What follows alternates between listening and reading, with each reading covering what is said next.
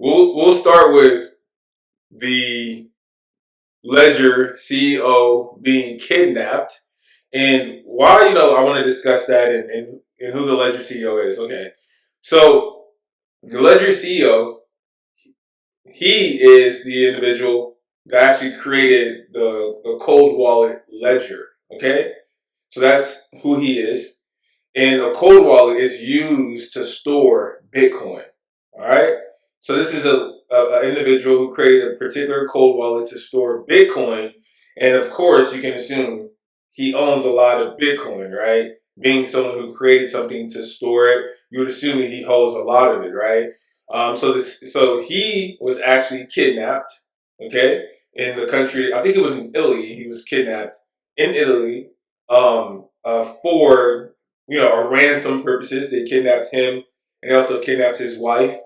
And we're going to talk about just the what we like to call discretion and how when you have a lot of resources, and you are putting those resources out there, it definitely can lead to certain people wanting to take advantage of you in whatever way that means, and how you should, definitely be discreet in the things that you have.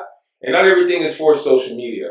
So you can understand why I'm getting to this point based upon, watching the video that I've set up for us to watch about the Ledger CEO being kidnapped. Okay? So let's actually continue here. Yeah, I'm gonna resize myself. There we go. And we're going to pull it up. All right, guys. So this is it. This is it. Let me know if you guys can see me correctly. But yes, this is it. And we have a video here that I've set up for us to watch. And it's by Cyber Skrilla. Okay? He talks a lot about Bitcoin and everything. And I like his content. So just want to give a shout out to him. And, I'm gonna watch this video with you guys. It's only 6 minutes long, and then we're gonna discuss what this is, okay? So let's get started.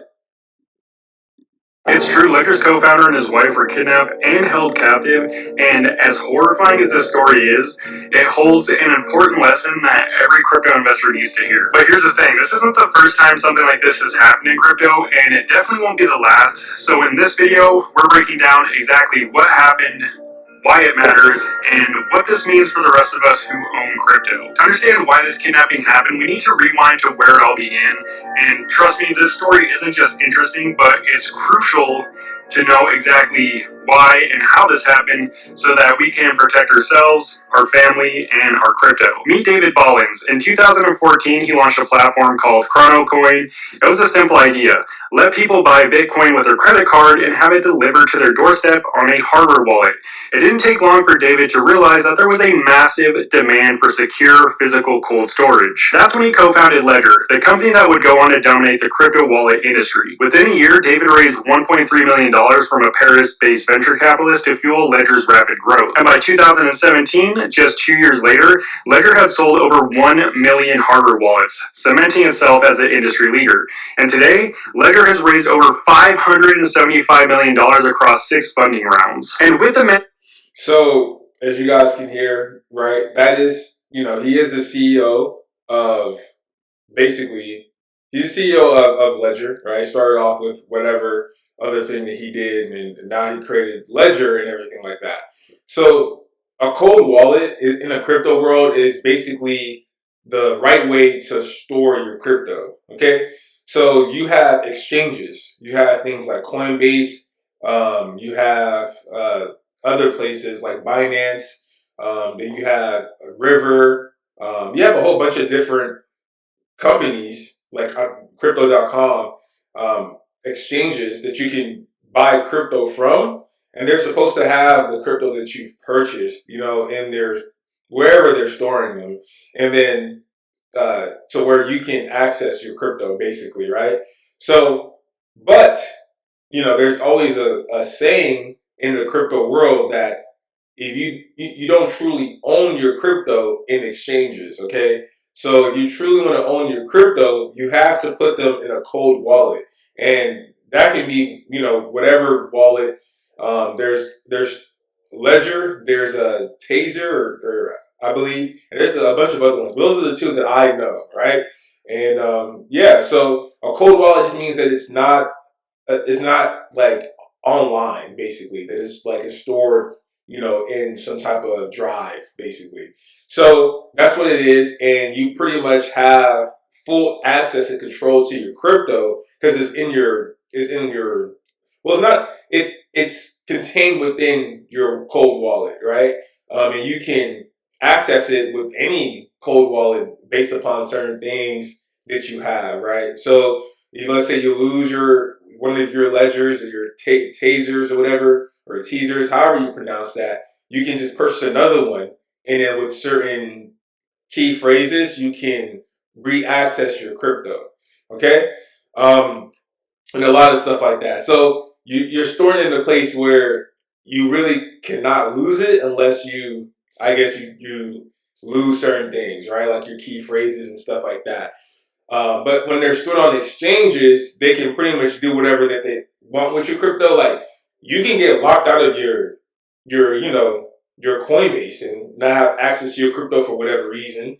And yeah, maybe that could happen because in order for you to move your crypto from you know from one place to another, you're gonna need to have some form of a website in order to transact that. So like with Ledger, they have like the Ledger like web page or app or something or whatever that you have to install as well. And also with Taser, or they also have a website that you have to use in order to transfer your Bitcoin and things like that. So I mean, either way, there's always a possibility of anything happening. But with the cold wallet, it's definitely it's just a better way to store your crypto, and it's a safer way to store it, and it kind of reduces the amount of control that exchanges may have over your cryptocurrency, especially if you have a lot of it, because it's not even insured or anything like that. So let's say worst comes to worst, your Coinbase gets hacked, right? Um, and your crypto's gone. There's really not much these exchanges can do. Like, they may or may not give you a portion of it back or whatever. And they're not really liable because they're not insured, so once you lose it, you lose it. When you store it in a cold wallet, it's more protected for you and things like that. So, yeah, definitely that's pretty much what he found, right? The Ledger CEO, that's what he founded and everything like that. So let's continue. Success comes a lot of attention, and sometimes that's unwanted attention. In 2021, David left Ledger to focus on other blockchain ventures, but despite moving on, he's still best known as a co-founder of one of the world's greatest crypto companies. Now, here's where things took a turn for the worst. David had a habit of sharing glimpses of his luxurious lifestyle online, including a picture of his nice new house. And that kind of exposure caught the attention of the wrong people. A French gang took notice and they started plotting. Then it happened. On Tuesday, January. And that's the problem, okay? So, it's fine, right? It's all fine. We all believe that we should be able to, you know, show the world, through hard work and all the things that we've contributed to society, show the world, what we've done, like with what we've accomplished, right? Like a new house, a new car, a new anything, chains, whatever, shoes, jets, yachts, whatever, and we all want to do that because it's like, man, we worked hard for this, so we want to be able to, to just have a little bit of vanity for the stuff that we've accomplished, and to put ourselves out there as a successful person. And that comes with its own problems, So when you're taking pictures of your multi-million dollar house that you just bought, there are going to be people, especially if you're posting on Instagram, right? Instagram is a global app, global, right? There's going to be people that are looking at you and monitoring your Instagram that you don't know, especially if you're not private, right? And even if you are private, some people that you're following or following you, whatever, and are still going, or maybe people that are still monitoring you. You can never put anything past anybody, you know. So you're posting pictures of your house. There's people who are monitoring you, trying to, locate where your house is exactly. We have AI that can help do stuff like that. We have people that their whole job is to do things like that, and we're not thinking about those things. Posting our homes, doing all those type of things, and what that can lead to, and that can lead to people wanting to come and take advantage of you, wanting to come into your home to rob you, to kill you, to steal from you, from all the things that you have, because those people don't have it. That's what they do. They don't have anything better to do than to come and try to take things from someone who's built their own success. So we have to monitor what we post on social media. We have to monitor what we let people see of our life and how we do it. I know we all want people to praise us, and we all want power. We all want to be praised. It's vanity. We're driven by that, and we want to do all those things. But that also comes with its issues. We got to think ahead of what could possibly happen based upon what we post. We post our cars. People are looking out for that. You post this and that and the third. People are out there thinking that you have money that can take advantage of you and stuff like that. So just be careful. And this is why this is very important to bring up, because as you get more wealthy, as the more money that you make, you may want to flaunt that on social media, and a lot of people do flaunt that. But at the same time, you have to move correctly. You have to move correctly. And if you're finding that, just know that there's a possibility that someone can be out there trying to get you. And it's not being a pessimist. It's not doing all that. You just have to know there's always somebody watching you, and you have to be safe and secure yourself, secure your family in whatever ways and whatever means possible. So let's continue. First, kidnappers stormed David's home in central France. They took him and his wife, splitting them up and driving them to separate locations. Their goal? Crypto. Not just a little, they were after a fortune. But then things took an even darker turn. Another Ledger co-founder, Eric Lashovic, alerted authorities after receiving a video of David's mutilated finger. The gang that had kidnapped David and his wife were using a WhatsApp account tied to a number in Southeast Asia to communicate, masking their identity. You see? So the co-founder received the mutilated finger of the other co-founder, David. They cut off his finger to show how serious they were, and that they needed, they want whatever type of money to be sent to them, right? And that's what it is. They're kidnapping, cutting off fingers for bribes, for things like that, right? So it's a very sad story, but at the same time, it's a sad story, but it's also an eye-opening story for a lot of us, for a lot of people. And of course, we always see things like this. Well, we just have to make sure that we continue to hold that to our own mental frame. That when we see things like this, we don't just forget it and then go about do the same thing. Take a picture of our house, take a picture of our car, take a picture of this, take a picture of that, and post it on the internet. We want to hold this and understand and digest this information so we can move smarter. So with a VPN to buy time and to track the kidnappers. Investigators sent them one Bitcoin worth about $105,000 at the time. By Wednesday, the very next day, the story had exploded on social media, and that same day, French authorities stopped a stolen car they believed was connected to the case. After arresting the driver, they used his phone to trace another device in a nearby town, about 45 minutes from where the kidnapping occurred. This is where authorities found David safe, but missing a finger. However, there was still one major problem. his wife was still missing. It wasn't until the following day, on Thursday, that police finally tracked down David's wife in a car south of Paris. Thankfully, she was only bound and unharmed. At the end of all this, authorities ended up arresting 10 suspects who are a part of a larger criminal organization, and thankfully, David and his wife made it out safely. But here's the thing, this isn't the first time something like this is happening. In fact, this physical attack is known as the $5 wrench attack. Well, now with inflation, it's more like the $25 wrench attack, but it's really the same thing. It uses physical force to demand people's crypto, and as crypto continues to gain popularity, we're going to see a lot more of these types of attacks. In fact, this kidnapping marks the 7th physical attack on crypto traders in 2025 alone, and when you look at the full list of known attacks dating all the way back to 2014, it's clear. These attacks are becoming more common as crypto grows in popularity.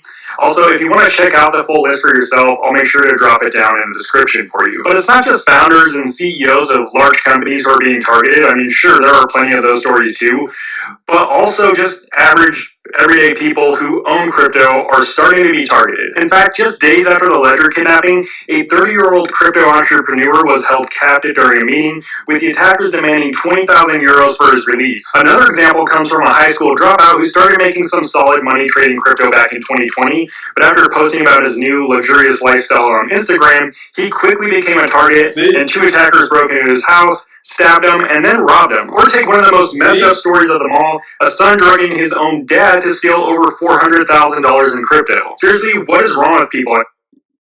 These are just seemingly... You see what I'm saying? So, bro, people will do anything for money, bro. Like, people will literally do anything for money. Especially for money that they didn't earn. You know what I'm saying? They will do anything. When you are posting your lavish lifestyle on Instagram, you gotta know that it also brings unwanted attention, you know? And you have to move carefully. Okay? So when you get in this, understand this, and everything like that. And you know, now that people are making so much money from cryptocurrency, from Bitcoin, and that is a new way to store your wealth in Bitcoin. It's, I wouldn't say it's easier to rob or whatever, because you have to get certain access, you got to know certain things, certain key phrases. But once you have that, then you can do it, And it's not like you're carrying a whole bunch of gold bars and trying to run out of somebody's house, or you're carrying a safe. It's one little USB that you need, or whatever, and that's it, generally speaking. And then you need, like, some other things like phrases or whatnot. But that's it. And then you can rob them of however millions or thousands of dollars that's in their cryptocurrency wallet, in their storage. It's not like carrying a whole bunch of cash out the house or a giant safe. That's all you need. So a lot of people are going through this, and they're doing stuff like this to other individuals to steal from them, And it's really sad, but it just goes to show you that the society we live in today, there's a lot of people who are willing to just take from someone else. And it's continuing to grow as we start to see the disparities between wealth, right? Between class. We start to, it starts to become larger. There is no middle ground. There's people who have a lot of money, and there's people who are not, poor, basically. And that's going to continue to widen. But a lot of that happens not just because of the amount of money you make, generally speaking. And maybe in the U.S., it's not just about the amount of money you make, it's about your debt portfolio, in my opinion. In other countries, it may be different. That may actually be about the amount of money you make, because most other countries, they don't really leverage debt the way that we leverage debt. Okay? But specifically for the U.S., to me, it's really not about the amount of money you make as of yet, not now, in the future, possibly, but it's about our debt portfolio. A lot of people have a lot of debt that's keeping them from affording certain things that they actually can afford, if they just didn't have this debt and they just knew how to manage their money better, right? Like you didn't have credit card debt, you didn't have student loan debt, you didn't have automobile debt, um, whatever debt, these random loans you taking, these speedy cash loans, all of these debt that you got, going up to your name, um, also medical debt, things of that nature, right? All of these debt, they just siphon money from your pocket to where you can't afford anything. So if you were to not have any of those debt, think about it. The money you be having will feel pretty good. Yes, things are getting more expensive, and the more things do get expensive, the harder it is for people to afford certain things, like in other countries, right?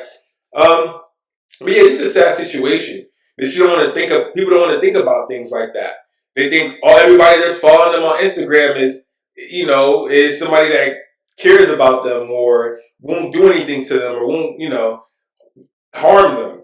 That's why you never post your cars. You never you got to live life like there are people out there who are out to get you, especially if you're a person who has money. Who is wealthy. Okay, and it's just sad to think. It's very sad to think that people that you even know will be out to get you. They will try to do stuff. They'll try to get you kidnapped, get your finger cut off, all type of stuff. People that your cousins, your friends, your brothers, all type of stuff. Get you set up and try to. I'm not. It's not funny, but it's just the truth. And we all just got to move correct, especially if we are privileged individuals. We just got to move correct and things like that. And yeah, that's pretty much it for this. And again, guys, you know, just make sure you're not taking pictures of your house and posting it on Instagram, okay? Because there's people out there who are definitely looking. All right. So that's where I wanna stop at with this. But the Ledger CEO, co-CEO, and his wife, they both are safe. Okay, they both are safe and everything like that. It was a they didn't die and they didn't get killed or anything. But there are people who didn't meet that same fortunate circumstance. There are people who actually got killed and all type of stuff. So we just have to look at it and just understand that we need to be more careful. Okay.